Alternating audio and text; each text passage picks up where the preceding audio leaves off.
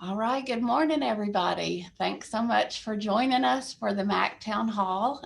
For those of you who don't know me, my name is Dana Saunders, and I am the director of the Students First Office and current chair of the UNCG Academic Advising Council. And I'm so grateful to have many of you back for day 2 of our second day in a row of Coffee and Conversation as we're wrapping up what has been a crazy year. But still have so much important business to pursue. So yesterday we spent the morning talking about the academic relief package. Today, many of you are back today for our MAC Town Hall to present and hear about some really important advising related updates as we prepare for our new general education program.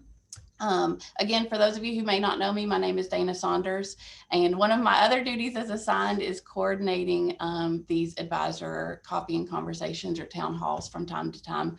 So I'm glad to have such a large group that we're anticipating be with us here today. You will be hearing from me primarily this morning, but I want to make sure to point out that the MAC implementation has been a labor of love for many, many people who are also here today. I just want to call out a couple folks who I expect you'll be hearing from throughout the morning.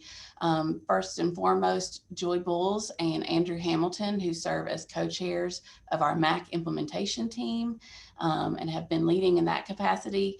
I'm also very grateful to have Erin Terranova, our current outgoing chair of our General Education Council, as well as Amy Harris-Houck, who is our incoming chair of the General Education Council. And several other members of the implementation task force are here with us today, so you'll be hearing from them. I also want to just mention that as we're going through all of the information today, some of it will be a little bit of review. We'll start with that.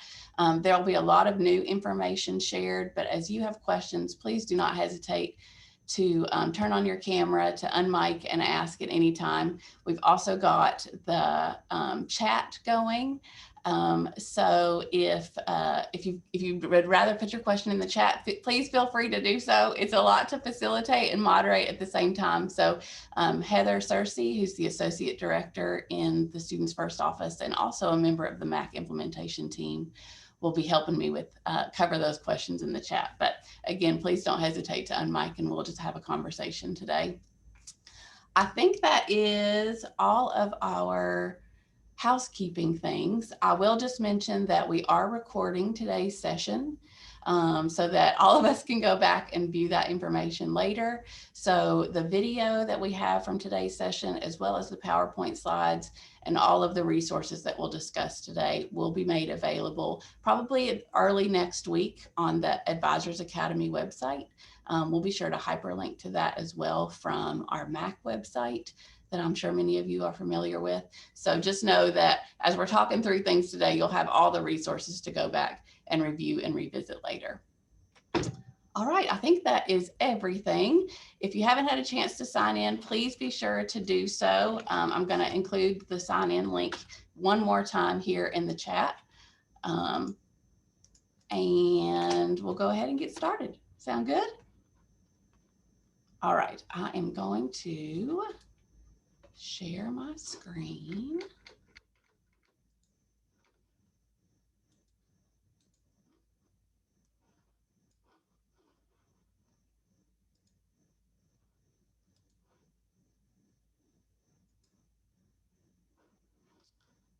Make sure I've got the chat pulled up.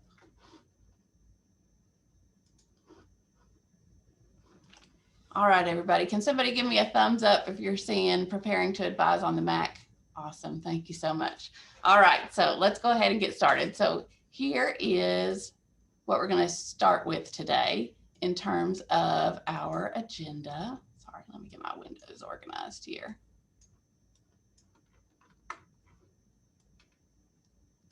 Perfect. Okay.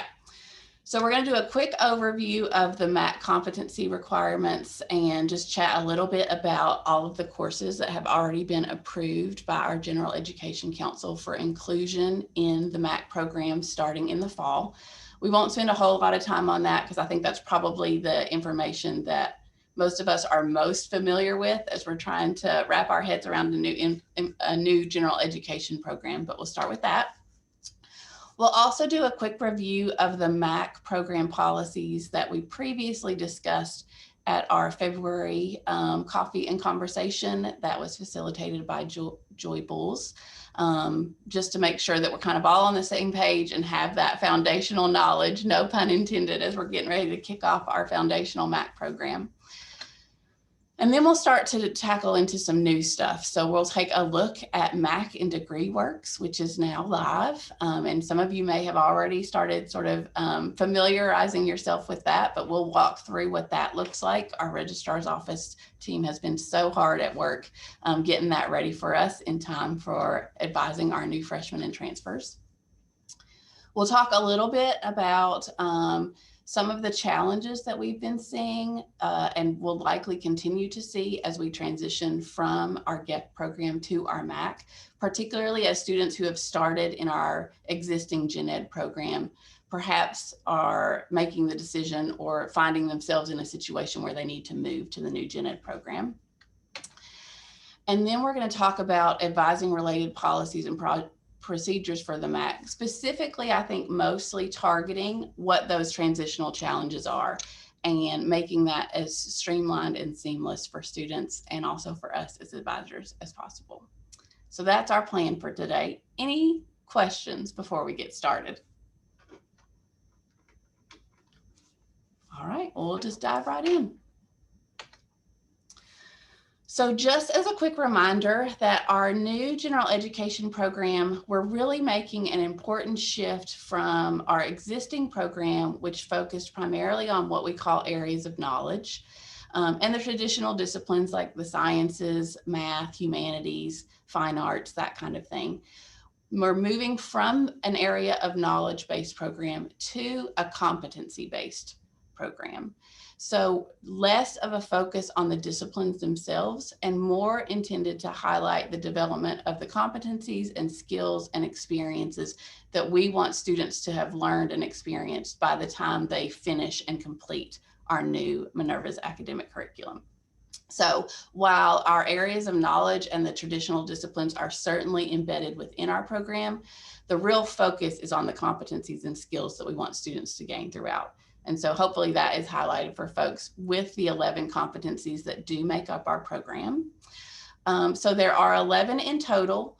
Always only one course or a minimum of 3 credit hours is required for each competency. So totaling somewhere between 33 and 34 semester hours. So you've got all of these listed here on the screen. Again, we're moving from a program where we sometimes required students to take more than one course or more than 3 hours to get breadth within a discipline. But with this program, we're much more streamlined in one course or 3 hours, sometimes 4 if there's a lab component associated with the course that they're taking, for a total of 33 hours. Any questions about the competencies themselves? Dana, it's Gail. I have one clarifying question for you. So if a student chooses to do the natural science or the data analysis inquiry, and they choose and pick a course that's just 3 credit hours, they do not need the lab, correct? They don't need one of those to have 4 credits. Correct. So that's a very important distinction that I think is important to point out here. Our current GEC program did specifically require that students took a science with a lab.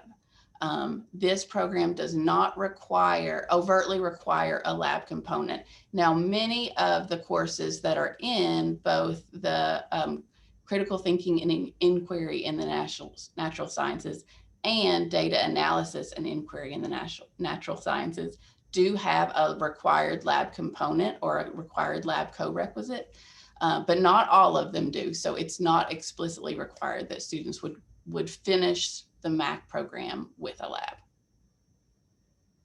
Thank you for that. Good question. Anything else? All right, well, we'll keep digging in. Okay, so I know many of you are probably familiar with the MAC website, but wanted to do a quick plug here, and also a reminder that the MAC website specifically is probably the best place to go right now for that comprehensive list of courses that have been approved for inclusion in the MAC program. So y'all are seeing, I think, the MAC website pull up right now. Can I get a thumbs up on that? Yes. Perfect. Yes. Thank you. So this is specifically all of our approved MAC courses as of yesterday. So hot off the presses, we've had several added as the General Education Council has been busy at work approving courses. And I think this website is especially helpful as we're thinking about and understanding, especially how courses that have been part of our GEC program, and we maybe know them as GSBs or GHPs or GFAs, how those are now fitting into, or if they're fitting into, the MAC program. So I think this is definitely a resource that I would encourage all advisors, if you've not already dug into this, it's definitely a great resource for you to become familiar with, particularly as we're entering situations where we're working with our continuing students who have started on the GEC program and again are maybe finding themselves in a situation where they may need to transition to the MAC program. And again, we're going to talk a little bit more about that, or a lot more about that here in just a minute. But included here is obviously, hopefully, all of the most important information that we as advisors may need to know about courses. Obviously, course subject code, number, the MAC competency that it is associated with, as well as the GEC categories or markers that, if it was previously part of our GEC program, would be included here.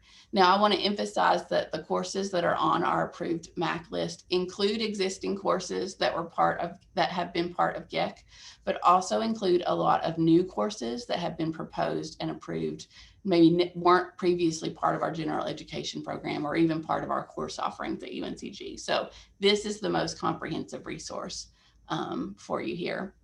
It's also got a pretty decent search functionality.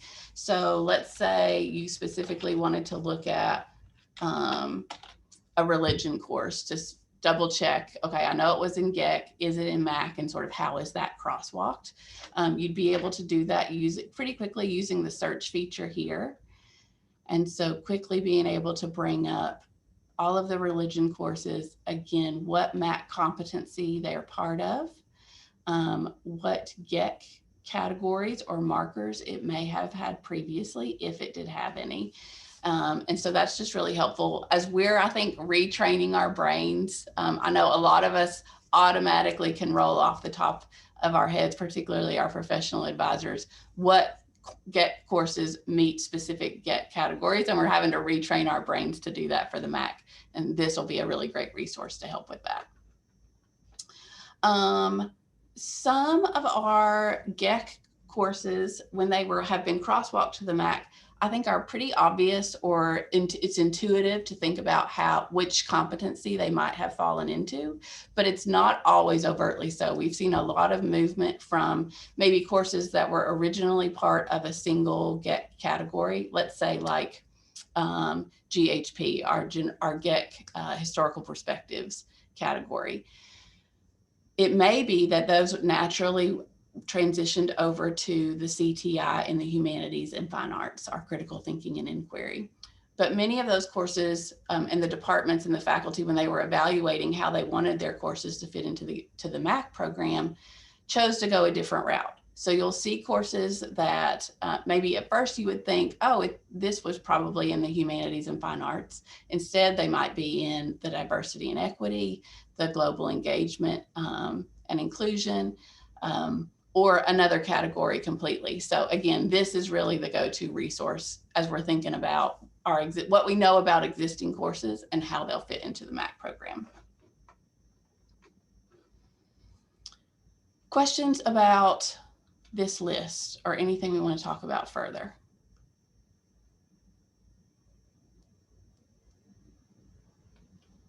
Great. And Heather has put the direct link in the chat. So if you're interested in exploring that as we continue talking, you can navigate to that link And again, just scroll down to to the table itself. Awesome. All right, so there's my first advisor tip. So it's really helpful to check on the Get to Mac courses, particularly if they're not being offered in fall 2021.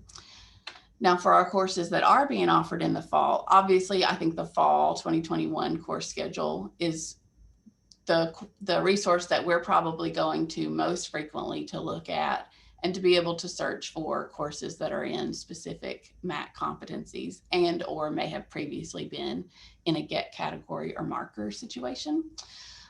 So I just want to emphasize, if you haven't noticed already, although I'm sure everybody probably has, our fall 2021 course schedule does include both GEC and MAC attributes or markers or the competencies, whatever sort of word you want to choose. And that will continue to be the case moving forward, because I think it's really important for us to remember that for the near and foreseeable future, we will continue to have both our GEC program and our MAC program, and students in both those programs running simultaneously. And so we as advisors will need to sort of balance those out. But we'll have the course schedule to be able to do so. I do want to mention and just point out that our summer 2021 course offerings will not have the MAC competency attributes listed, simply because our program doesn't officially launch until fall 2021. That's always something that I have to sort of retrain my brain to think about. That doesn't mean that if those courses have MAC competencies associated with them, they'll still apply to students who perhaps will take them in the summer, then transition to the MAC program later on. If they have MAC competencies associated with them beginning fall 2021, if they move into the MAC program, you can rest assured that the MAC competency will follow them, so to speak, and count in their degree plan and their degree progress. Does that make sense? All right, I'm taking the silence as a yes. Great. Okay, so let's do a quick review of some general MAC policies. And none of these are new. So if you've been following MAC for a while, if you were able to participate in our coffee and conversation in February, this is just a super quick review. But still things I think that are important to wrap our minds around as advisors. So all MAC courses must be a minimum of 3 semester hours and are limited to the 100 and 200 level. And full disclosure, I appreciate that those policies themselves may not necessarily feel like they have a direct sort of advising implications, but again, still important for us to know about and be able to talk with students about in terms of what our program is all about and why it's structured in the way that it is. So all must be at least 3 semester hours. That's different from our GEC program previously, where courses could be in the GEC program and be anywhere from 1 hour to 4 hours. I think no more than 4 hours. So that's definitely a marked change. We also used to have lots of courses that were at the 300 and 400 level included in our GEC program, primarily because of markers, but also some GEC category courses were at the 300 and 400 level. But that we will not see that in any substantial number moving forward. The MAC program is supposed to be foundational in nature. It's intended for students to complete early on in their collegiate career. And so because of that, courses are limited to the 100 and 200 level. Now, there is an exception request for departments. Oh, let me go back to that. There is an exception request for departments who maybe feel like they have a situation where there's a 300 level course that they really think would be beneficial to include in the MAC program, that they can submit for consideration to the General Education Council. But the criteria is very narrowly defined and intentionally so. And we've had several proposals come through. Aaron, I don't think we've actually had any approved just yet, right? Just some that have been proposed and considered at this point. Yeah, and the big thing is, and I don't want to talk out of place here, historical precedence is not a reason to keep something. So a lot of courses, the ones we've seen, I should say a lot, courses have come through and said, well, we've always done it this way. This is a whole new program with a whole different philosophy, a whole different way we're doing it. So make the argument based on the current course, the current SLOs and what it's doing now, not just, well, we used to do this all the way back in Aller. That's not a sound rationale. But no, none of the exemptions for the free range level have been approved. Perfect, thanks. So again, just to reemphasize, our MAC program equates to 33 to 34 semester hours. The one exception to this is with our transfer students who transfer into UNCG beginning in the fall with 24 hours of credit or more. Does anyone remember why transfer students might only need to complete 30 hours instead of 33?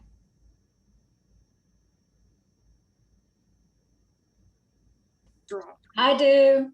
Let's hear it, Britt. Because if they transfer in a certain number of credits, then they meet the foundation's requirements. Correct, exactly. So for our transfer students who enter UNCG with 24 hours or more of transfer credit, they are exempt from the foundation's competency requirement. And so because they are exempt from that requirement, they don't need the hours to complete that requirement. Great job. Dana, Yes. I would like to take a question just to make sure we're clarifying. Yeah, Jennifer sure. had the question about, does the transfer policy for those who bring in 24 hours of credit apply to freshmen who bring in at least 24 AP and or IB credits? And it was answered, but I thought we'd talk a little bit more about that. Yeah, absolutely. Do you want to go ahead and talk about that, Joy? Sure. So we consider for this our foundations course is really for first time, oh gosh, it's Friday morning. Our incoming first time in college students.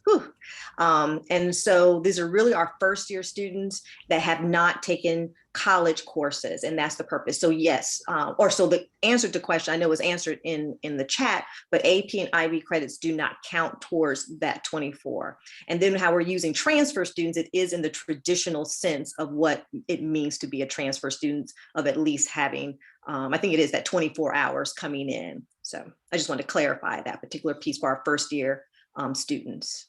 Right, exactly. Dana, there are a couple follow-ups to that Yeah. in the chat. More questions about what about early college students or dual enrollment hours? Right. Again, it is also no. Yeah. Right. No, it's our first time in college students. That's how we're defining it. So even early college students who have obviously have taken college courses, it's their first time in college. Those were during high school. In fact, all of those categories of students, we should maybe think about making them take an extra foundations course so they can unlearn all the wrong stuff they learned about what college is. And so I see Nancy put a question in the chat. So if students are coded as in or new in Banner, essentially, if we're talking in Bannerese, no waivers. And Nancy, that is correct. So if you're familiar with sort of behind the scenes, the admit codes in Banner and how different students are admitted, these are students that are T. So if they are transfer students coded as T admit code in Banner, then they have the exemption, but all other students would be required to complete it. And we'll talk a little bit more about how we as advisors will know that, particularly if you're not well versed in the back ends of Banner here in just a minute. So if you're feeling a little bit iffy on that, just hang tight and we'll circle back to it here in just a minute. Good questions though, and I think really important questions as well. And then I'll just remind folks, and I think there was actually a comment in the chat about this a little bit earlier too, but because of our shift to a foundational program that is only really intended for 100 and 200 level courses, we have seen a number of courses that have changed their level because it's important that they continue to be included in our general education program. And so because of that, I know this is something that we talked at length about again back in February, if you were able to join us for that coffee and conversation. But grade replacements will be permitted for courses that have had those UCC or Undergraduate Curriculum Committee approved level changes. There's a lot of those, a lot more of those than normal, again, as we are anticipating and preparing for this shift in our program and the launch of our new program. So we're putting together a comprehensive list of what those level changes are. So the original, what maybe the course subject and number that we have traditionally known it to be and the new equivalent, essentially. And all advisors will be able to have access to that via Box. We're compiling all of these kind of important resources that we're talking about today, that you all will have access to via website and also in Box, where additional security is needed. So you'll have that to reference very soon. We're anticipating that should be ready for everybody by the end of next week at the latest. So it's definitely coming. Let's see, taking a quick look at the chat. We've got some questions about the 26 to 27 hours that were there with the 60 credit hours in MAC. I'm not sure I understand that question, so I might need some. Yeah, that I didn't really word that great. Basically, so with GEC, there was like, in HHS anyway, there was like 60 credits that our students had to do at quote unquote like the lower division major or the pre-majors as it was. And now it's going to be 33 to 34 credit hours. And so what it seems like is there's going to be 26 to 27 credit hours that are going to be outside of core major classes that are going to be remaining. So can you speak to what those classes might be looking like for new students? Gotcha. So I think, Quinn, if I understand your question correctly, it sounds like you're thinking about that our previous gen ed program was somewhere between 34 and 56 hours, right? And it sort of depended on how savvy students were, how much they double dipped between categories and markers. That actually presented a lot of complexities for us as an institution because we did not really know, and we still don't really know, sort of the average number of courses or credits a student would need to complete our gen ed program. So I think that's what you're speaking to, maybe, because we are now moving to a program that very explicitly maps. It's very, yeah. So it's because a lot of the majors will have also their explicit kind of, you need 122 credits to graduate, and you need this many in the major. So like the kind of the discrepancy between whatever the 33 to 34 in the MAC, then the major, and then however much they need to graduate. I could see some like students picking up more minors, or maybe maybe the departments need to figure out more classes that they have to recommend to students that would be in the like HHS Advising Center or the CASA Advising Center or something like that. Right. Yes, exactly. And I think you're on the right track there. It will look very different from program to program. I think some of our programs are very relieved because the reduction of the sort of range of hours that could be required to complete the gen ed program now gives more flexibility to their students for maybe specific requirements within the school or college, building out more robustly the major requirements. You're right that I think we might see an increase in students who are picking up minors where they didn't previously have sort of the room to do that in the time and the credits that they had. Or even a double major situation. So it will look very, very different, I think, from program to program. But your point is an important one, I think, especially for our faculty and our departments to think about as they're sort of framing their minds around, okay, what opportunities now exist as a result of the MAC program? Because they may need to and want to revisit, okay, what are the program requirements? How might we need to shift so that our majors are maybe still being directed towards certain MAC courses that are also requirements for our majors, or that there are now different opportunities for students to explore, or even just take advantage of electives and like courses that they like or that they have an interest in that they may not previously have had an opportunity to do. Does that help a little bit? That. Yeah, thank you for that answer. Thank you so much. Yep, absolutely. Great question. Okay, so I think that's it for this slide. Unless we have other questions that crop up. If so, we'll circle back. Okay, so let's talk about some specific competency requirements. starting first with our foundations. We've already had some good questions come in and talk about with foundations, but again, a sort of quick review. And also, again, maybe doesn't feel overtly advising related, but I think still important as we are learning sort of the full scope of the program, so to speak. So our foundations courses can only be at the 100 level. Again, we're thinking foundational, foundations, 100 entry level courses.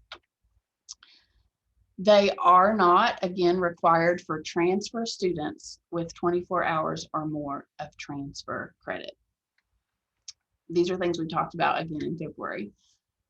A new development that has since come as we've continued to sort of see the program evolve and develop is that foundations will also will not be required for our currently enrolled students who find themselves again in a transition from GEC to MAC if they've earned at least 24 hours in total.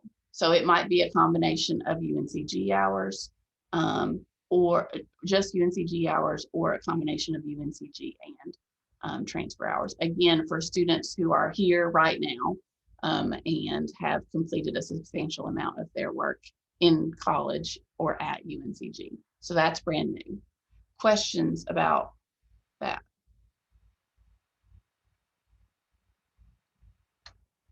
Okay. And then ideally should it be taken in the first 2 terms? Again, if we're thinking about our traditional students.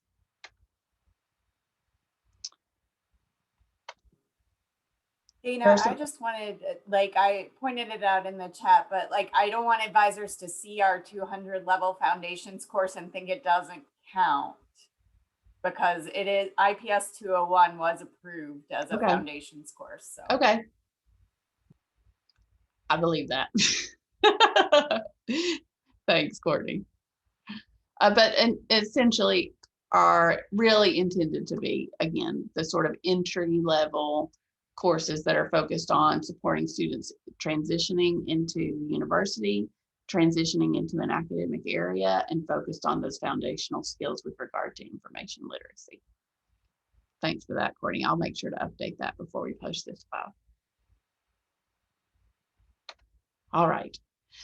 And then there are some other, I think, really important advising related policies surrounding our critical thinking and inquiry competencies. So again, we have 3 of those. We have critical thinking and inquiry in the humanities and fine arts, critical thinking and inquiry in the social sciences, and critical and thinking inquiry in the natural sciences. So 3 is going to be an important number to think about throughout as we're thinking about the policies that surround the CTI competencies. So there are 3 different competencies. And originally, how it was conceptualized from the beginning is that our CTI competencies are really designed for students to have a breadth across the disciplines. And really that's the case for our MAC program as a whole. But we saw something really interesting happen as courses started to be proposed and as departments started to get, I think, really creative in thinking about how their traditional disciplines would fit into a competency-based model. They got really creative and really interdisciplinary, I think, in their content. And we started to see that it would be possible for students to not get the breadth that was originally intended if they selected courses within the same department or within the same prefix. So because of that, there are some new policies surrounding that. And that for our CTI competencies, our critical thinking and inquiry specifically, students are required to take 3 competencies, to fulfill 3 competencies with 3 different courses that each have 3 different prefixes. So thinking about REL for religion versus SOC for sociology versus BIO for biology. So thinking about prefixes in that respect. There are 3 exceptions to that rule, and that is if students are taking RCO courses, which is our courses in our residential colleges, if they are taking HSS courses, which are those in our Lloyd International Honors College and students who are Honors College students, or students who are taking courses in our freshman seminar series, or I'm sorry, program, so our FMS prefixes. Those 3 prefixes because of the nature of those programs and the interdisciplinary content that spans those, and that they are taught by faculty in different departments in different disciplines with different prefixes, those are permitted to count in each of the 3 CTI categories. But otherwise, students have to take, again, 3 different courses with 3 different prefixes to fulfill each of those 3 different competencies. Does that make sense? Any questions about that?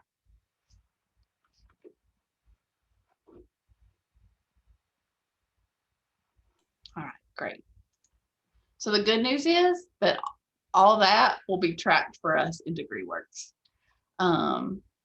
which I think is where sort of the is an important linchpin component of our MAC program, because we as advisors and our students rely so heavily on using DegreeWorks to really map out, track, and understand where they are in completing the MAC program, not just MAC, but as part of that and moving forward as well. So speaking of DegreeWorks, our MAC is currently live and accessible for students and advisors in DegreeWorks as of last Friday, maybe even a little bit before that. I'm sure if you all have been digging in, you may have seen this. So I wanted to take a quick look at DegreeWorks together, in case you haven't had a chance to see this. So I'm going to snag an ID, a student that has no credit.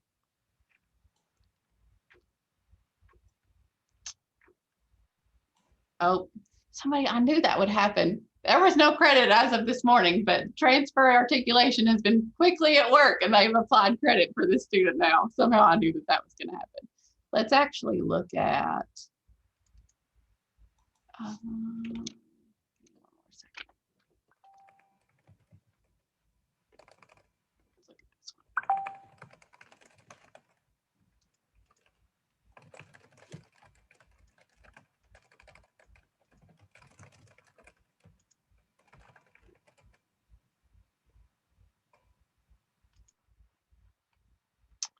All right, so let's look at this student here.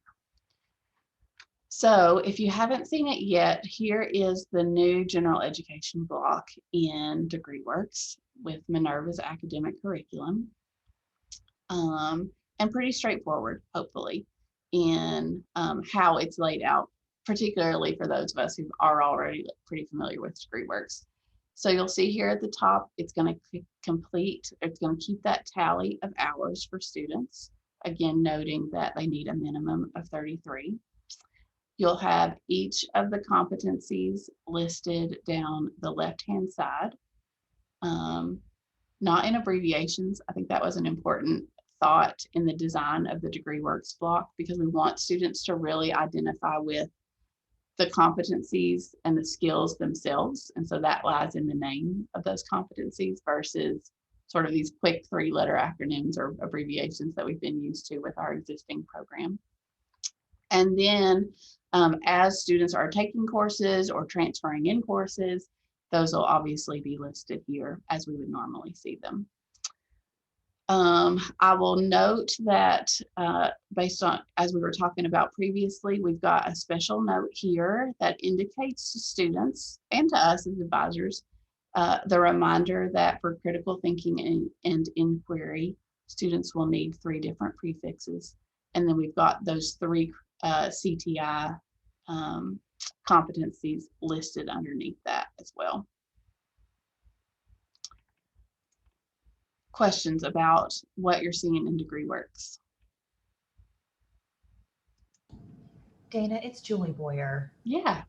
I have a question about honors and maybe the other exceptions as well. Mm-hmm. Will DegreeWorks be able to pick up on those exceptions like the HSS for the CTI courses in particular? Yes, let's take a look at that. So I don't have a live version to look at that in DegreeWorks, which is probably a good thing since that's changing every day. But one new resource that you all are going to have access to if you want and need it versus going out and finding a student and playing around in DegreeWorks is the MAC quick reference guides. that have been created. So let me just pull this up as an example to show you real quick and make it a little bit bigger. Let's see. Oops, crazy. So this is a blank degree block, which is just like what we were looking at in actual like production degree works just a minute ago. But let's look at this one, and you may have to lean in a little closer on your screen or your phone or whatever you're looking at.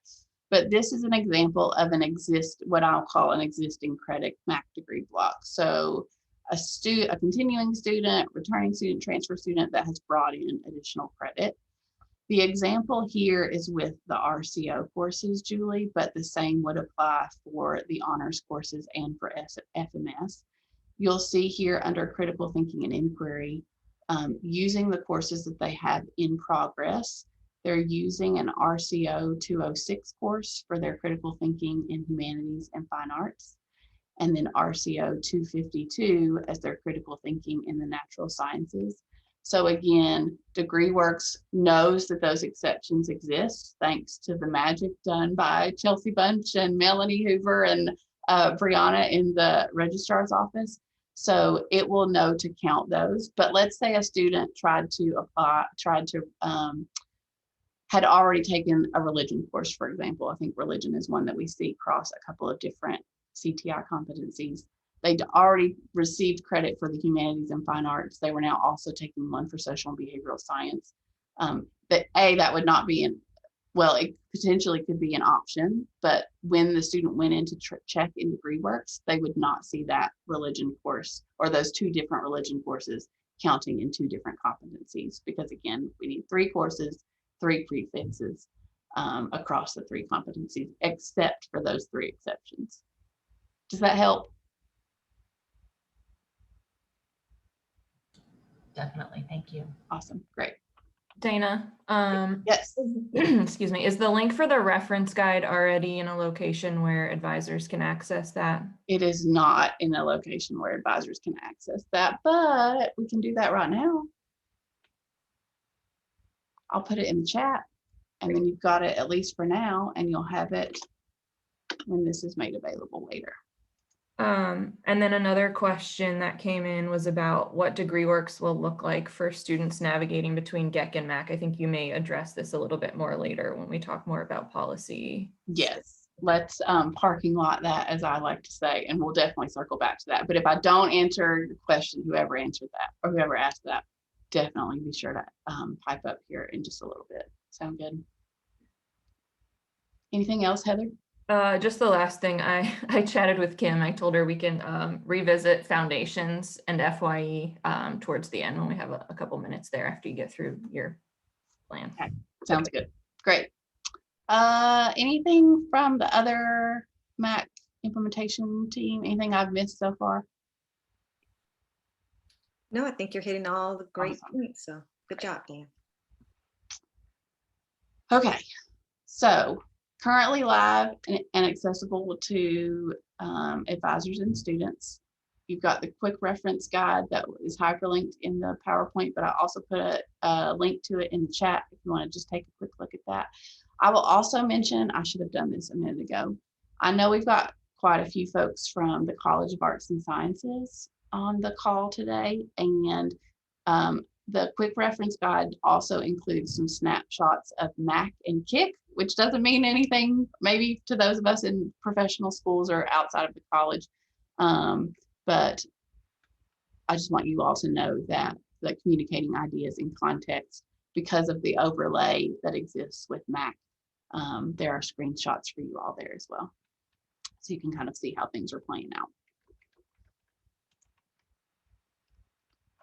All right. Okay.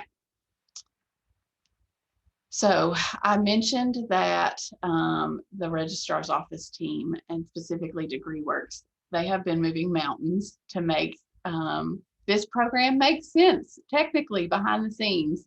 And I just want to give a huge shout out to that crew.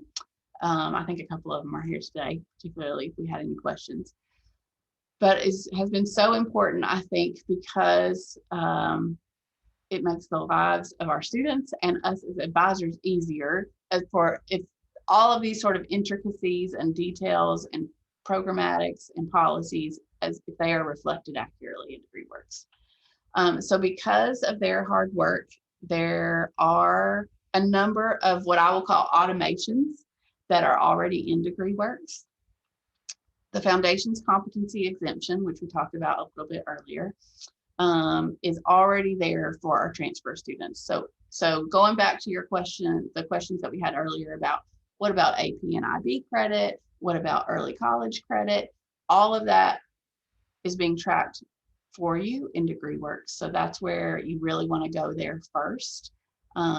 As students are having credit articulated, once they hit that 24 mark, if they are also coded as a transfer student, that exemption is going to automatically be applied for students in DegreeWorks. The exemption for our continuing students, which I mentioned earlier, is a newer component. That's coming soon. I just got an email this morning right before we started our town hall that it is in test and we got to test it, but we think the coding is there or nearly right. So it is not there currently. So if you were looking at a continuing student and you did a what if analysis to see, okay, what would happen if they moved from GEC to MAC, that exemption would not be applied yet, but will be soon. And as soon as that's out there, we'll be sure to communicate that to the advising community. The only 30 MAC hours required for transfer students with that 24 plus is there. So remember, we looked at that screenshot of the degree block in DegreeWorks, and it had that tally at the top of how many hours of the 33 you have left. For our transfer students, it would say 30. So we'll see that tally there as well.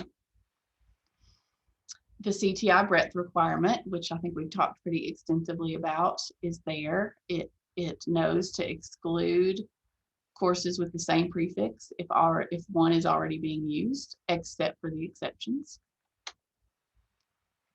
And then the CTI and the KIC, which is the new college program exclusion rules, are also there as well. Questions about any of that with DegreeWorks and what DegreeWorks can do for us already? Dana, Gail had a question in the chat about when the new exceptions are applied. Will the URO do a full refresh of DegreeWorks? That is my understanding, but URO folks, if I am off base with how we will handle that, technically speaking, to make sure that push gets made for all impacted students, let me know if I'm wrong.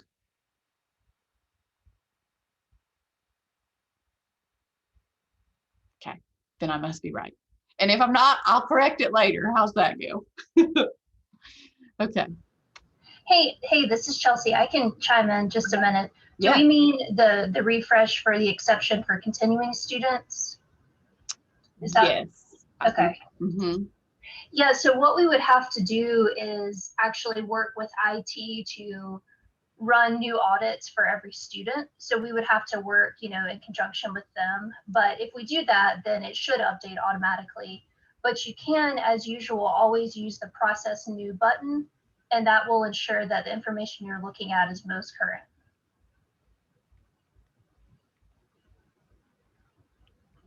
Chelsea, I'm going to add that tip. The process new button is really important. So I'm going to Yeah, add that tip into this PowerPoint before we make that go live, just so advisors, you've got that to refer to, and we'll include some screenshots if that is a functionality that you're less familiar with. So thanks for that, Chelsea. Perfect, sure. Making a note.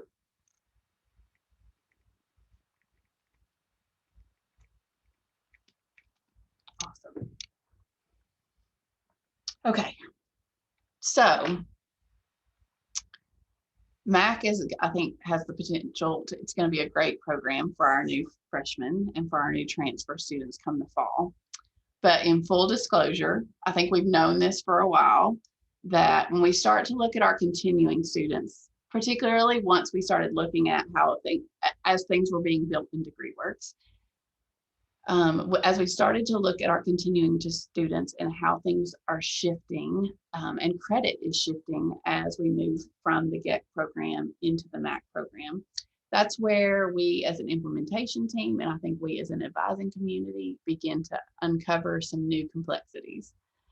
So I want to share what we've been seeing, and then also spend some time talking about the things we've already put in place to address those complexities. So, and honestly, I think we knew about some of these were likely for a while, but it took a while for things to bubble to the surface because, of course, we were first focusing on what are the courses that are being proposed for the program, how is the program developing as a whole. Okay, now we're to the point where we know that a little bit more. So looking at how that crosswalk actually plays out, put it out there in a little bit different black and white fashion, or green check mark, blue tilde, outstanding requirement fashion. So let's take a look at those. For our continuing students who have started on GEC and have made substantial progress in GEC, moving to MAC becomes problematic if and when students have earned 18 hours or more of GEC. That seems to be sort of the magic number. Students who have made slower progress towards GEC for whatever reason, because they're newer to UNCG, because their program is more structured and so they take fewer gen ed hours earlier on, they seem to move fairly seamlessly into the MAC program. That number is a little bit higher for our students who might transition from GEC to MAC in the College of Arts and Sciences because of the kick breadth buffer. But 18 hours in GEC seems to be that magic number that if students started in GEC and earned at least 18 hours, when they move to MAC, they might essentially lose some credit. So let's say they had 18 hours applying towards the GEC program. Because of how the crosswalk occurs between courses that were in GEC and how they're moving to MAC, it didn't necessarily turn into a one-to-one conversion. So they now didn't have 18 hours in MAC. They only have 12 hours in MAC, and that feels like a loss. So that's been something that we've been looking at closely.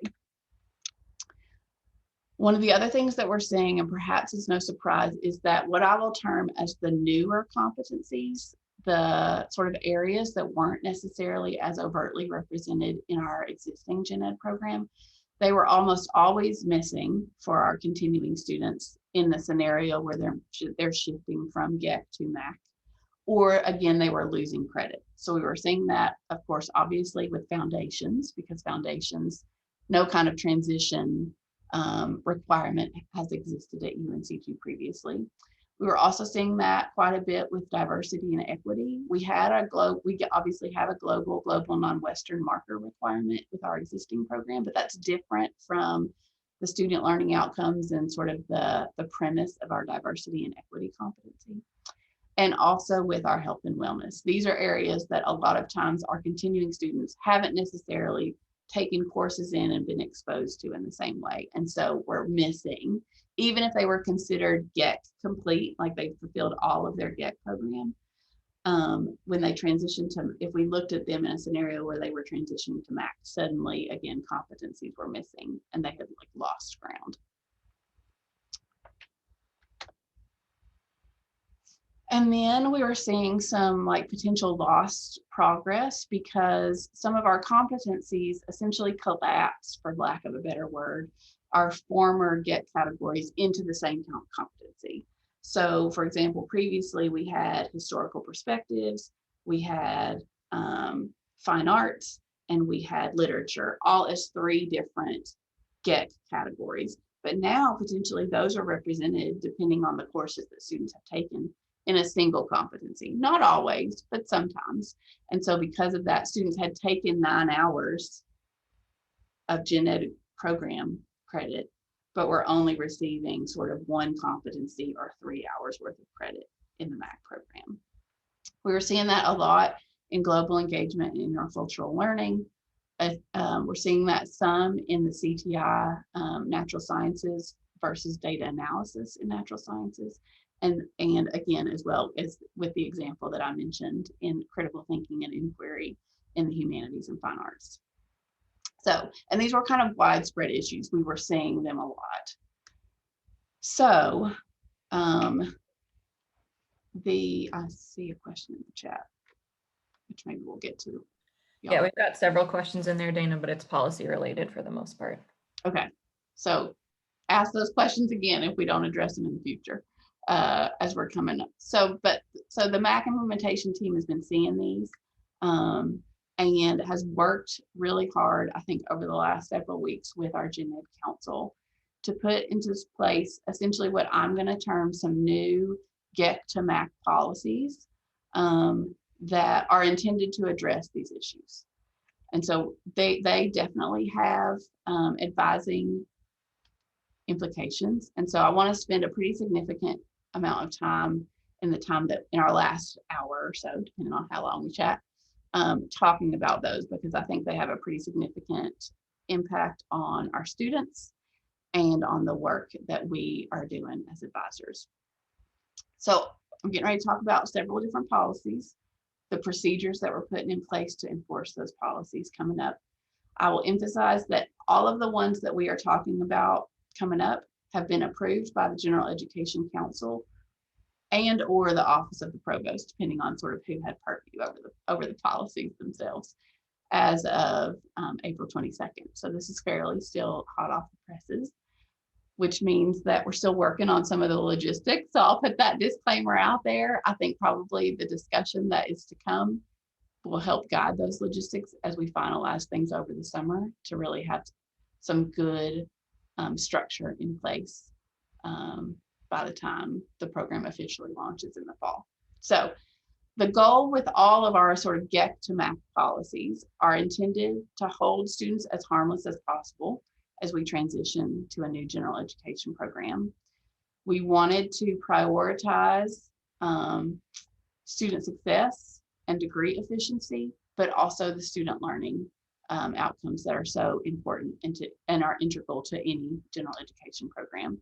And really, again, remain committed, I think, to the spirit of general education and the competencies and skills that we want to ensure students are learning as a result of completing the program, whether that is our old program or our new program. The learning itself has to remain central. So balancing those, which are sometimes competing priorities, but still trying to get to essentially cover all of our ground with these policies that are to come. Great. Okay, so new, hot off the presses, so to speak. One of our new policies is what I will call a time-limited catalog year policy addendum. So I suspect that many of us, if not all of us, are very familiar with our existing catalog year policy, which had a significant shift several years ago that had advising implications then. But our existing policy currently requires that any student who changes their program, which means they declare a major, they change their major, they're admitted through a secondary admission process, they have to move from whatever catalog they're currently on to whatever catalog is applicable to the term that they made that change. That has been, I think, a shift for us as an advising community in general. It becomes a big issue as we're making our shift from our general education programs from GEC to MAC. So we've put into place and had approved a time-limited catalog year policy addendum. After much rigorous debate, I'll mention as well, that essentially does the following, and we'll look at the policy itself here in just a minute. It allows our current or continuing students who started at UNCG prior to fall 2021 the choice. When they make a change to their program, they have the choice of two options. They can change to their new program, but remain on their existing catalog, whether that's the 1920 catalog, maybe that's the 1718 catalog, or they can choose to move to the current catalog, which would mean they can essentially, at this point in time, means they can stay on a GEC program or they can move to the MAC program when they're requesting these major, minor, or program changes. It is currently time limited, and I cannot stress time limited enough, because that means that it's really only intended at this point for students will have that choice only during the 2021-2022 academic year.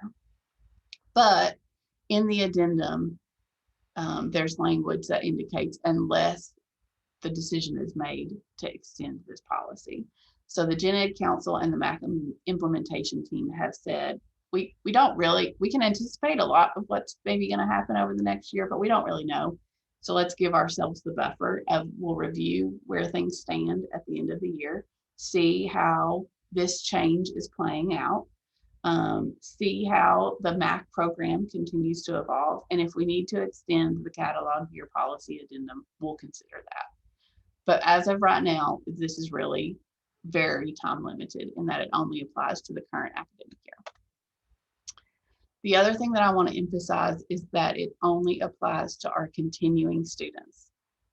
It does not apply to our readmitted students who have maybe been at UNCG previously, are not here now, but will return to UNCG via readmission in fall or maybe next spring. And I recognize that that can be problematic in and of itself. We're going to talk about some other options that exist for those students later on. But I think really the decision was made behind that, or the premise behind that decision was because students may have been gone for 2 terms, or they may have been gone for 20 years. And so we have to think about what's sort of the most applicable curriculum that we have access to at UNCG currently, and how to balance that with the transition between our 2 programs. So those are sort of the big sweeping changes that come from this policy addendum. It's already out there on the Provost Office website. This is one of the ones that required Provost Office approval because it was an administrative policy that was originally approved by the Provost Office. So if you go out to this link and type catalog into the search, just so you know, that's going to come up with the student catalog year policy. And Heather, maybe you can drop the URL link into the chat for anyone that wants to take a look. And this is the revised student catalog year policy as of today. So you see the effective date as of April 30th. The policy addendum and the language associated with that is here at the very bottom of the existing policy. So all of this remains the same at the top. The addendum for the 2021 academic year is here at the bottom. And really, I think just puts in policy language the highlights that I've already talked about, along with the disclaimer that we're going to revisit this in a year. But you've got that to point to when and if you or others in your academic unit have questions, or as you're kind of trying to think about how does this apply to the student that I'm working with. So I'm going to pause there and see if there's questions about the catalog year policy addendum. Dana, this is Adam. I have one. Yeah. So I think I heard you say if a student is admitted into their major, so they go from pre to admitted, that's one of the instances that requires the updating catalog term, which could mean, in the business school with 1,800 pre-admitted continuing students, as they're admitted, they could have gaps created for that health and wellness and different MAC attributes. Right. So as they are being admitted into their new program. Dana? Yes. I just want to let Adam know, when we update students to be considered fully admitted to major, we do not touch their catalog term.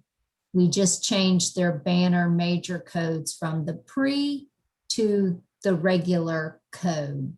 So if they're a continuing student in the Bryan School coded as pre whatever, we don't touch the catalog term. It may be the students that are coming from outside of the business school who select to be one of our majors that you might be asking about, Adam, correct? I thought we did what you just said, but the way Dana explained the policy sounded like we should be updating the catalog term. It looks a little bit different from program to program. But again, this catalog year policy addendum is intended to, regardless of how we've been doing it, whether you're a pre-major moving to a major, whether you're a psychology major moving to Bryant to a business, whether you're exploratory declaring for the first time, whether you're adding a minor and you've already been a declared major, you will now have the choice of, do I stay on my existing catalog or should I move to a MAC catalog, for lack of a better sort of analogy. I want to emphasize that we are not returning to, students can't choose any catalog. I think that was something we had to make sure was very clear. They can't choose from any catalog. They can choose from the one they're currently on, or they can move to whatever's applicable as of the time that they're making the change. And we're also not returning to a situation where we have split catalogs. So like they're on the 1920 for their major, but then they follow the 21-22 because that's when they declared their minor. We're not moving to that either. So there will be a single catalog, but students will have one of two choices. Does that make sense? Any other questions about that? Dana, hey, this is Margaret Hood. Just a quick question. Yeah. So where do they make this choice? Is it online under the major change form? Yeah, good question. Let's talk about that. That's a perfect segue. Before we actually talk about process though, I want to give an advisor tip, and that is, in my opinion, and maybe I'll be proven wrong. Maybe this 99% is a little too high at this point in time, but in the vast majority of cases, it is currently best for our continuing students to remain on their current catalog.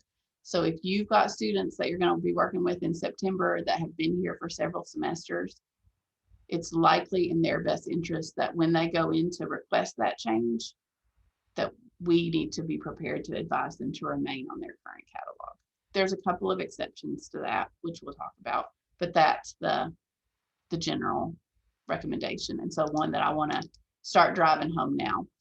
We're going to work on some resources coming soon, a decision tree, for lack of a better term, that really helps both students and advisors weigh out the different options, particularly as sort of more and more nuances come to light. But generally speaking, this is my best recommendation as of right now. And Dana, I'm sorry, one other quick question. So does this only apply to a major change versus a minor change, or what if it's a BA to a BS? Yep, good question. I would say any program change. So a major change, a minor change, a BA to a BS, any program change that would normally result in a forced catalog change. Now students have the choice. Does that make sense, Margaret? Yes, thank you. Yeah, great. Dana, there were a couple of questions in the chat I just wanted to mention aloud because it seems like a few people had the same question. Okay. They were asking, what's the date where students would be changed to the 21-22 catalog? And it looks like August 3rd is the answer to that question. Yeah, but August 4th is when the new catalog starts. The sort of deadline is August 3rd, I believe. Great. Okay, so let's talk about how. So how will that work? Sometimes I want to just leave this slide blank because we're still figuring it out, but we've got some plans in place. So this is the policy. Now, how will that work? Well, I want to be honest that we're still in the very early stages. You saw that, that this policy change officially takes effect today. So it's definitely hot off the presses, and we're still working on that. But there is a team of folks in the registrar's office, in ITS. I'm working closely with those folks that are working on a new major change form and process that's going to do a couple of different things. It's going to combine we currently have two forms out there. There's a major change form, or a program change form, I guess I should say, and then there's a catalog change request form. We're going to combine those into a single process. As part of that request, students will be required to choose between one or the other and indicate their change. Now, they're not going to do that blindly. I talked about a decision tree. We're going to make sure that we sort of are forcing them to, as much as possible, understand that change. But it will specifically ask them as part of that process which catalog that they want to choose from. And we're going to include some kind of advising, checks and balances to make sure they're not making detrimental choices that again results in a substantial loss of progress or credit. That's honestly about all the details that we have right now. It's a big project. It is a high priority project for both the Division of Student Success and Enrollment Management, and I know all of us in the advising community. Our sort of estimated go live date is August 2021. So obviously right alongside when we're getting ready to launch into our new program. And that's why I cannot stress enough that as you're talking with students based on the information that we have right now, it really is in their very best interest, the vast majority of the time, to remain on their current catalog. Dana, it's Yeah. Gail. Yeah. I have a question. So there are some programs that have their own forms for change of major minors. Right. How is URO ITS going to work with them, or am I hearing that we will no longer have our forms? What's the situation there? Yeah, so I think the situation is essentially those of you who already have a process in place are the inspiration for this more sort of centralized process and workflow. So you will not be taken out of that, but there will be sort of this central entry point that then will automate where the request needs to go for approval for those of you who are approving, and then all the way to the end point where the change actually gets made and students are communicated to about that change, and the old unit knows about the change and the new unit knows about the change. So you all will, those of you that already have a process and sort of agreement in place with URO will definitely continue to have that involvement. I think it will likely look a little bit different, but the process itself, I think, will remain very similar to what you're used to. So it sounds like a true workflow kind of thing. Exactly. Is in the works. Okay, great. Thank you. Yep. And I'll just add that we're still in the design phases of this. We're so early, aren't we, Chris? We're like 3 meetings in, maybe. Yeah. And, we understand that the current major minor form and I'll put it in quotes, workflow is not ideal and hasn't been for a while. And our goal is to improve it either way. So we're kind of working two channels. One is to go through ITS in a proper project request charter. And then the second is we will be building another form that will be more robust. And that if we can't get it off the ground in time through the ITS banner workflow, we will have another form and a better workflow. But the end state will be that the students should be able to go in and through Genie select their major fill out form, attach documents, and then there'll be a lot of logic built in so that the forms will go to the right place for approval. And then there'll be next step of approval and then confirmation email sent out as the final product. But that's the vision now, and it's open to change. And if you have suggestions, let us know. Yes, and I just want to emphasize, particularly to the advising center directors, that y'all will be integral and your feedback will be integral moving forward. So we're not developing this absolutely in a vacuum. We're very much in the early sort of design phase of let's put a concept down and then let everybody poke holes in it. So we got a lot of work to do before August, but that's the plan. All right. Other questions, thoughts about the catalog policy before we move on to the next one?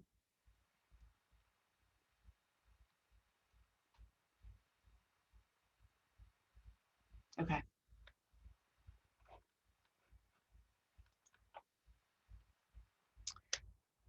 All right, the next GEC to MAC policy is that we have essentially expanded the scenarios where a student might be considered MAC or Gen Ed education complete. We currently have a scenario in place already that I know that a lot of you all are familiar with, in that general education is considered complete for students if they are transfer students who have earned an associate's degree from a North Carolina community college. This has been a long-standing arrangement. We're now expanding that so that students can also be considered MAC or general education complete if they've been enrolled at UNCG since before fall 2021 and have earned a minimum of 30 GEC hours across 6 different GEC categories. So we're not talking markers, we're not talking GLG, NWI, SI, we're talking the 3-letter categories, one of which must be a math, the GMT, the general education math requirement. That's complicated. But this is the new one. And is really intended, I think, for students in two scenarios, because ideally the catalog policy is the policy that will assist the most students in the most automated way possible, because they can choose between staying on their existing where they made a lot of progress already versus moving to the MAC, which is generally not advisable under most circumstances. But again, the catalog policy does not apply to our readmitted and reactivated students. It also is not an option for students if they're moving to a program that didn't exist on the catalog that they're currently on. So for example, we've got a couple new programs, new concentrations at UNCG beginning with the 2021-2022 catalog. If we have existing currently enrolled students at UNCG who are electing to move into those programs for whatever reason, they can't, because those programs didn't exist in the previous catalog, they can't stay on their previous catalog. So they would be forced to move to MAC and potentially have a loss of progress or credit. And so this scenario is really intended for those students. So I want to just pause there and let that sink in a little bit. Option 2, this option really becomes essential, I think, also from a SAC COC perspective. And so SAC is our UNCG's accrediting body. And so Jody, if you're on the call, feel free to, I know just enough to be dangerous about accrediting, but ultimately the move from GEC to MAC is essentially what we call a program discontinuation. And SAC COC requires that we as an institution provide all of our students that were on GEC a means to complete that program in a reasonable amount of time. Now, what that means can mean a couple of different things. It may mean transitioning them to the MAC, or it may be giving them a pathway to complete courses in the existing program, even if it's a shorter list.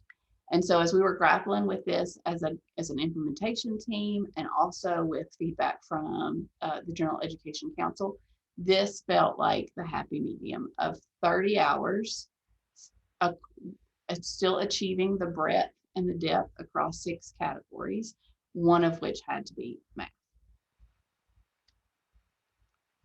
Questions about that before we talk about how that works?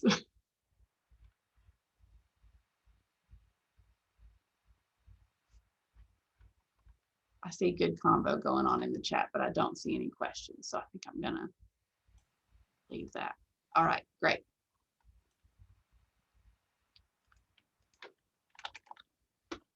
Okay, so how's that gonna work? Well, let's talk about it. The short version is, through a lot of work behind the scenes and a little bit of magic with DegreeWorks, there's still going to be quite a bit of manual manipulation, again, behind the scenes involved. But essentially, the short version is we're going to use a technical solution that really builds on what's already in place in that option 1 scenario, where students are transferring in with an AA or AS. What happens behind the scenes, which frankly, I did not truly know all the details about until we started digging into this, is those students that meet that criteria for the transfer students that with an AA or an AS, they have a banner attribute behind the scenes applied to their academic record in Banner, UNC Genie Land. And then DegreeWorks is scribed to read that attribute and mark their general education as complete. That same kind of logic is going to apply for students who find themselves in a scenario where they have to, move to MAC, and they meet those 3 criteria of 30 hours in GEC across 6 categories, one of which is GMT. The ETA for this one is absolutely still be determined. We're working on sort of how much can be streamlined and automated behind the scenes versus how much will still require sort of individual manual updates to individual student records. And so the best I can say at this point in time is that we'll continue to provide updates later in the summer. But again, that's where hopefully the catalog, our intention is that the catalog addendum will catch a lot of students, and a couple of the other policies that we get to talk about will help as well. But this is the goal down the road. Questions? Gail, I see your question in the chat. What is going to happen for new transfers in 2021 who've earned an AA or an AS outside the North Carolina? So where we don't have that articulation agreement is essentially what I'm hearing, Gail. And then also, what about students from a North Carolina community college program going into a 2+ program? Will they still need MAC? Great questions. The AAAS outside of North Carolina Community College, Hamilton, I may punt that to you here briefly, if you're still on the call. If not, I'll do my best there. But as far as students in the 2+ programs, essentially the only exceptions that exist for those students right now are that they will not, if they are transferring in with 24 or more credit hours, they'll be exempt from completing the foundations. There is not currently in place a plan for waivers the way that existed in our previous GEC program for the SI, WI markers or for other credit. So they can either be exempt from MAC under the existing North Carolina articulation agreement with an AA or an AS, or they will be exempt from foundations, but otherwise the courses that they're transferring in will apply as applicable to the MAC competencies based on what their course equivalencies are at UNCG. Questions about that?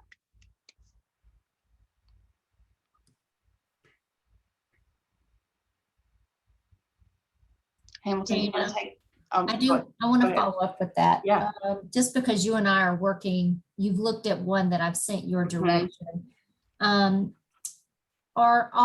Is all of the coding in Banner and DegreeWorks correct? So it will be able to see if there are any exclusions and check boxes off? Yes, that already exists for our transfer students. Okay. And the second thing that we might want to do as a community, because with the one that we're talking about, honestly, being in a 2+ program at a North Carolina community college is not in students' best interest. And I don't know if there's a way that we can educate the admissions office so when they get those questions, they actually know who to send it to, because I don't know that I'm the right person that needs to address the transfer credit part, right? As an advisor, but also when they're talking with these students at the community colleges, maybe they can help guide them into better decisions. Mm-hmm. While I know the 2+ programs do have some benefits, especially in the business school with some of our upper level classes, but as you and I have seen with the student as my example, she really has to complete every single one of our MAC requirements with the exception of the foundations course. Mm-hmm. Mm-hmm. Thank you. Hamilton, are you on the call, and would you like to talk about what may be on the horizon with regard to associate's degrees outside of the community college system? And sort of Sure, thanks. Our divisional perspective on that. Sure, thanks, Dana. Although I'm a little concerned about what I just heard. So if you want to follow up with that and offline, let's do that. Thanks, Gail, for raising the question. You've raised it before about what do we do with students who have AA or AS degrees from outside the state. Currently, as you all know, they're treated very differently, and I don't know what the principled reason for that is, if any, except that in one case we're required to, in another, and in the other we're not. I know it causes some consternation on the part of students and also advisors. There's currently no policy change, so as of right now, today, it's business as usual. We treat students who have associate's degrees from North Carolina community colleges differently from those who come from outside the state.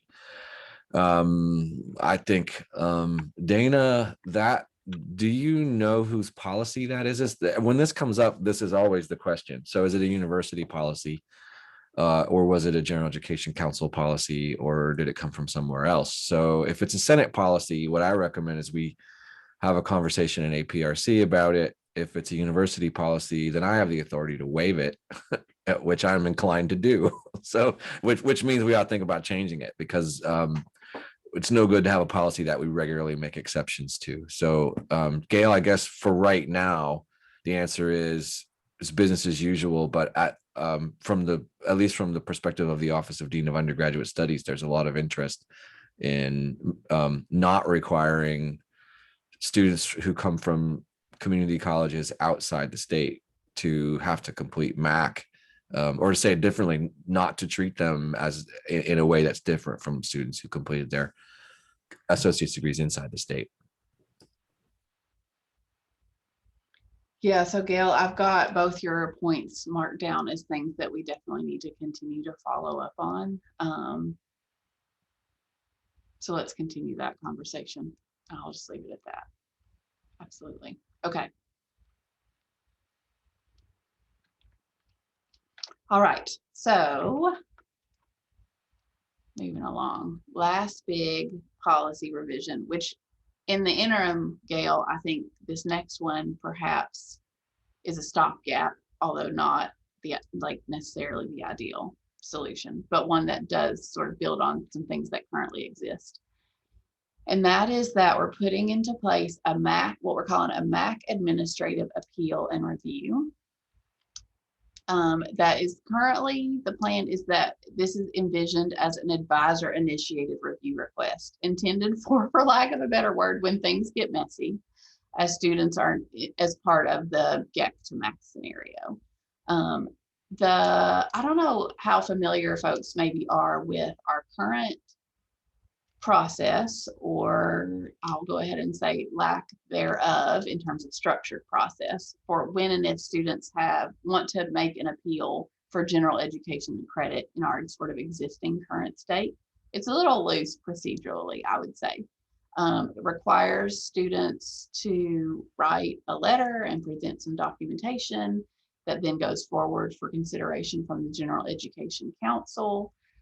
Generally is not permitted for UNCG-based credit, but would only be appropriate if they're bringing in transfer credit that didn't automatically get articulated as general education courses. But I mean, we're anticipating, at least in the short term, as we're transitioning from one program to another, that things are just going to get messy. So we've been transparent this whole time. We'll put that out there as well. And so this MAC administrative appeal review is intended to give a more streamlined structure for everybody. So students will know that it exists. advisors will be involved on the front end because you're the ones having these conversations and seeing sort of as things are getting messy. And we know that students just aren't willy-nilly submitting a request, but that you as advisors have taken a look at it and thought, well, yeah, it would have been better on GEC program, but you can't stay on that for whatever reason. So let's talk about how we can make this more seamless in turning to MAC. So we'll have this advisor initiated review request. It also will streamline things, frankly, for the General Education Council, who meets on a this year we met on like a bi-weekly basis. I don't even remember if that's normal process or just in Gen Ed revision land. But their focus really needs to continue to be on course proposals. And so this administrative review will give structure and streamline and efficiency to that exact process. Really intended for continuing students with 18 hours or more of GET credit who are moving to a MAC catalog. Will be especially helpful, I think, for students in the professional schools, again, because there's just a little more flexibility or opportunity for students in the College of Arts and Sciences because of the KIC requirements, and is intended to expedite credit substitutions that don't require formal approval from the General Education Council. Now, some requests that I anticipate will come through this process will likely still end up needing General Education Council approval. Gail, I think the scenario that you're talking about with transfer credit that didn't cleanly transfer to UNCG because of 2+ stuff maybe falls into that, but I think that's a logistic that we need to consider moving forward. But let's talk about, at least as we envision it, how that's going to work, how this administrative appeal option is going to work right now. It's a committee of 3 that will include the chair of the General Education Council. Aaron, I think, has dodged a bullet because he's rotating off. Amy has stepped into the line of fire because she's rotating on as our chair of General Education Council. But it was felt important that even if General Education Council wasn't making the formal review and approval, that they continued to have direct involvement in this administrative review. It will include the Undergraduate Studies MAC Faculty Fellow, which is the position currently held by Joy right now. Will be someone different moving forward, and then me. I'll be the 3rd person in that committee of 3. Mentioned there again that certain requests may still require the full approval of General Education Council, but with this smaller group that includes representation from the advising community, but also the General Education Council and the Division of Undergraduate Studies, we're starting to already see sort of where things we'll be able to address them individually with moving credit around and that kind of thing for students that fall into this things get messy category. But it's still going to be a case-by-case basis. And so we'll be responsible for doing that. There will be an online request form, ideally accessible for advisors only, so that students need to get advising before they go through this process, and you sort of help troubleshoot, okay, are there other options that would be better fit so we don't have to go through this manual review process. But we're going to have that as sort of this online portal submission. And then approved substitutions that are submitted by the MAC Administrative Review Committee will go to the registrar's office via the curriculum modification form, which I know many advisors are already very familiar with. But that will allow for a mechanism within the registrar's office for tracking and reporting both trends and issues, because if we're seeing that we're making the same changes all the time, then there's no reason why that has to continue to be a manual change. It will also ensure data-informed decisions for future MAC changes. We're going to report regularly to the General Education Council on the things that we're approving and what we're seeing. And I think will be integral to sort of the evolving curricular developments of MAC that we haven't yet sort of uncovered or yet as we're in the infancy stages of our program. Dana, Miss Nancy? Yeah. I think it would be very helpful for the advising community, especially since you see this as a advisor initiated process Mm-hmm. for there to be kind of 2,000 feet view of what's getting approved and what isn't. So I understand that particular request would have privacy concerns. And I'm not asking for a student by student report. But I think if, as advisors, we're saying, well, is this one of those messy things? And we're looking to see the kinds of things that are approved and the kinds of things that were not. It would help us understand better and to save the committee's time. I think Yeah. also maybe not get students' hopes up if we think the chances of it being approved are not great. Okay. I think that's a great suggestion.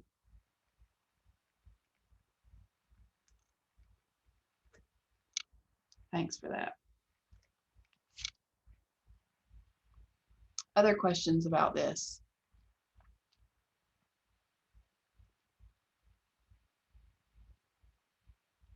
Okay.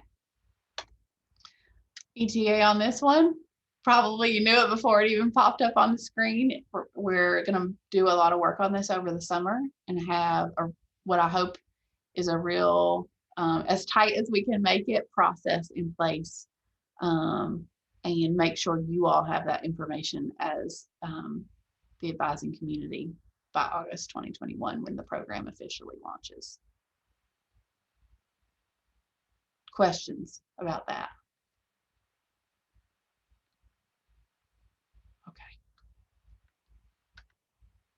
Okay, a few more considerations. We are almost done with this one. There continue to be nuances with the catalog year policy, even with our catalog year policy addendum. So I've talked with a couple of you all individually already, but we have made the decision in collaboration with the registrar's office that we're going to put a hiatus on moving any continuing or currently enrolled students to the 2021-2022 UNCG catalog until August.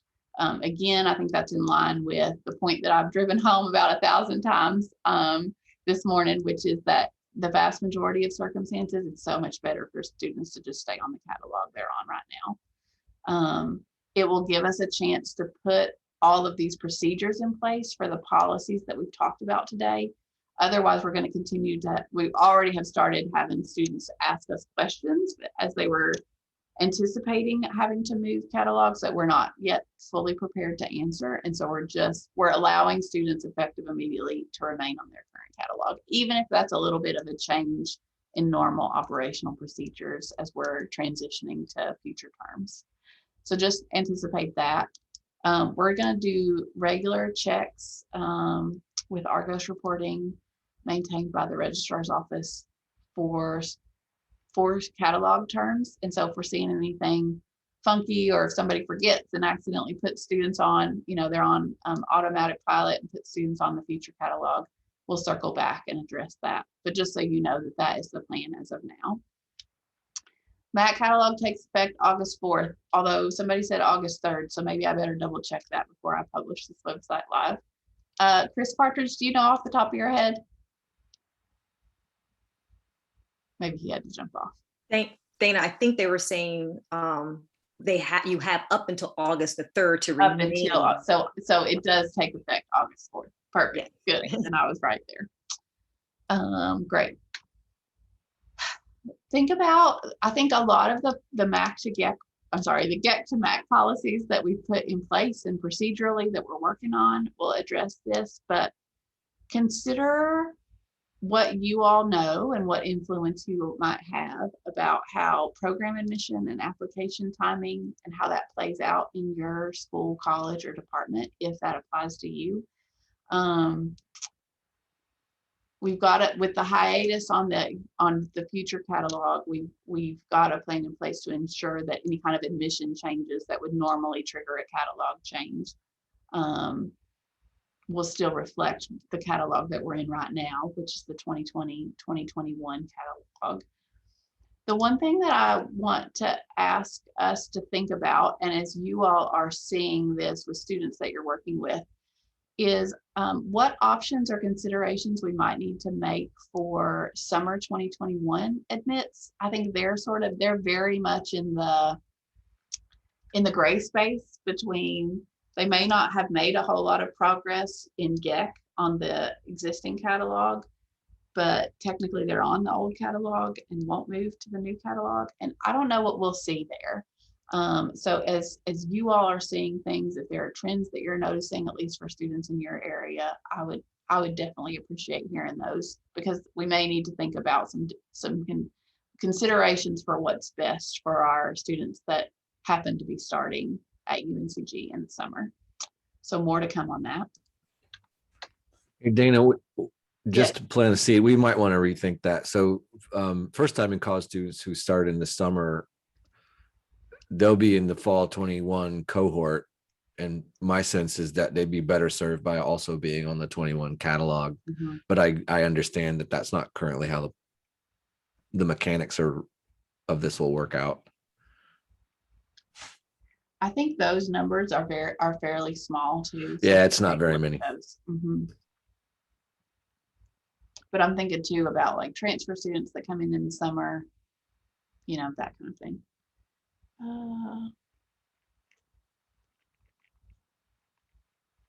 Aren't student athletes highly represented in that small group of first-year students? And given their other constraints, I think that we really need to be careful about how we treat them. Mm-hmm. Yeah, that's something that we want to collaborate with our athletics academic coaches on for sure. So Kristen, if you're out there, I'm coming to you. Okay. And then last but not least, and Joy, if you have anything that you want to mention on this, just to put you on the spot, a MAC website sort of advisor resources page is coming soon, where, you know, our MAC website has really been about course and program development. And I think now we'll shift to being more student, advisor, and faculty focused moving forward.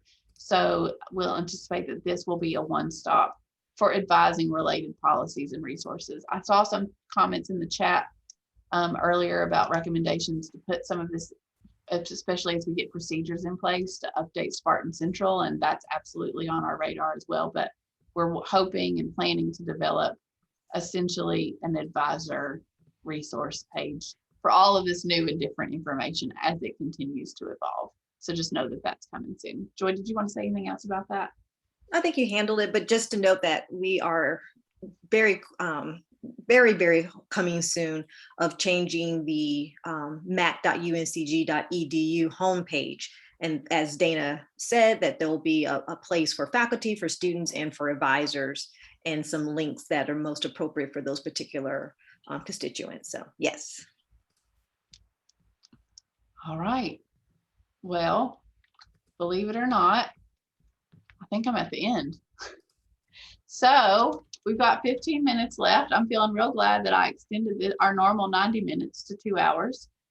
What questions have we not answered today, or things that are weighing on you that we need to continue to consider as an advising community or in collaboration with the implementation team, the registrar's office, the Gen Ed Council? Hey, Dana.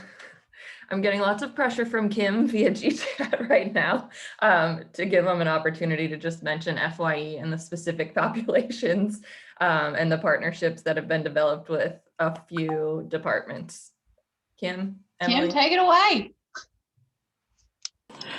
I'll jump in because I'm also getting those chats. So appreciate Heather, Dana, and Kim for the nudge. Just to clarify for everyone again, Emily Wiersma, Associate Director within New Student Transitions and First Year Experience, overseeing the FYE 101 Succeed at the G program. We're really excited to be part of the MAC this year, and really excited as we're continuing to move forward about curriculum and FYE instructor development. Just started actually yesterday. And I see many folks on this call, so appreciate all the support in many different ways. But I just wanted to jump in and clarify FYE 101 has been really working really hard and really closely with a variety of academic programs and units in schools and colleges across campus to form academic partnerships and MOUs to really make sure that their students are being taken care of through that Foundations in Math course program, specifically for FYE 101. So we, the course FYE 101 will be partnering with particular schools that have been carefully crafted and working with the associate deans, as well as a variety of folks in each unit, to make sure that their students are getting enrolled, those that have reached out and wanted this partnership. And so just wanted to kind of update everyone that these students will be working through, again, that associate dean's office and advising units to essentially be pre-registered for FYE 101. If this is the first you're hearing about it and I'm about to name your unit, don't hesitate to reach out. I'm happy to make sure you've got the most updated information and get you in touch with both our team as well as your team of who's been involved so far. But in particular, all of School of Education, new first year students, all of our new exploratory students, all of our new first year Bryan School of Business students, biology and chemistry students. We've got a couple other partnerships with some first generation programs to continue their support out of the classroom and bring it into the classroom. So you may be hearing from me as well in those arenas, but wanted to just clarify that we do have academic partnerships with select academic partners across the university. Happy to help today or offline elsewhere in any way that I can, but appreciate it, Heather and Dana.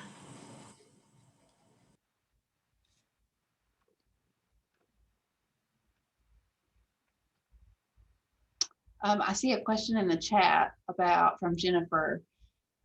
Just want to confirm, it would be recommended to ask students to wait on changing their major and or moving to the future catalog on or after August 4th, correct? This is as we begin to identify or interact with students who would actually benefit by changing to MAC. If you have worked with the students and see their progress in GEC, you run a what if analysis in DegreeWorks to see what they would look like on MAC, and you think it makes sense for them to change to MAC, yes, I would recommend waiting until August 4th for that, just so things don't get messy with the hiatus and with us double checking that students aren't being moved to a new catalog in a year. That would be my recommendation. If you've got issues where you feel like that doesn't quite fit, let's handle those individually. Feel free to reach out and we'll troubleshoot. Other questions?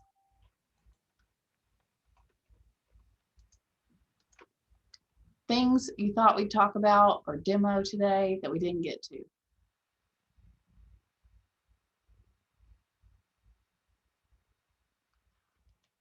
All right, everybody. I guess I should count to 10 in my head. That's what you're supposed to do, I think. So I'm gonna make one last call.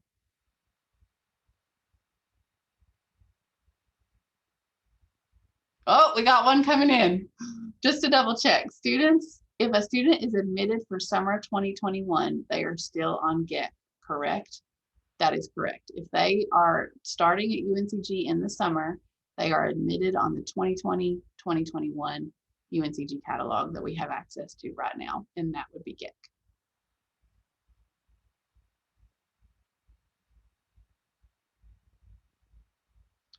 All right, guys, well, I will hang out here a little bit longer. This is officially our last Coffee and Conversation Advisor Academy workshop for this academic year. I'm going to go ahead and just quickly put my name and contact information up on the final slide. If you've got questions as things are continuing to sort of come in, I'll put myself out there.